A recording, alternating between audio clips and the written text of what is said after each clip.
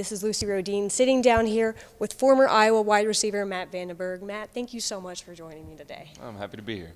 So let's just start off with the beginning. You kind of have a typical Iowa football kid story. You weren't super highly recruited out of high school, but ended up coming here to Iowa. What was your recruitment process like, and what made you choose Iowa? It was pretty much non-existent.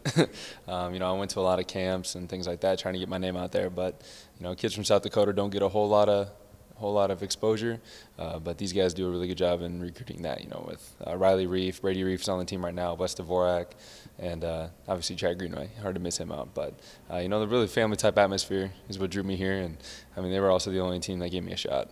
So going ahead of 2016, you came in with a lot of expectations, and unfortunately your season ended early. What was it like to sit there and kind of have to watch your team play, sit on the sideline, miss out on that year? It was brutal. Anytime you're a competitor and you don't get to compete, it's hard. But my role kind of shifted. I went to kind of like a coach. I tried to help BK as much as I could, who's our receivers coach at the time.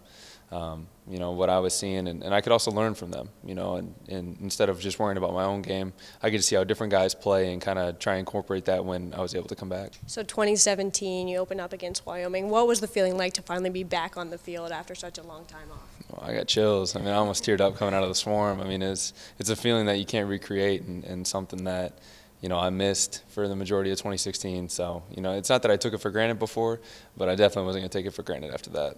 How does it feel knowing that you're not going to put on that black and gold uniform ever again? Has it sunk in yet? It's weird. I see pictures from spring ball and things like that, and it's odd not being out there. But, I'm excited for what this next chapter has.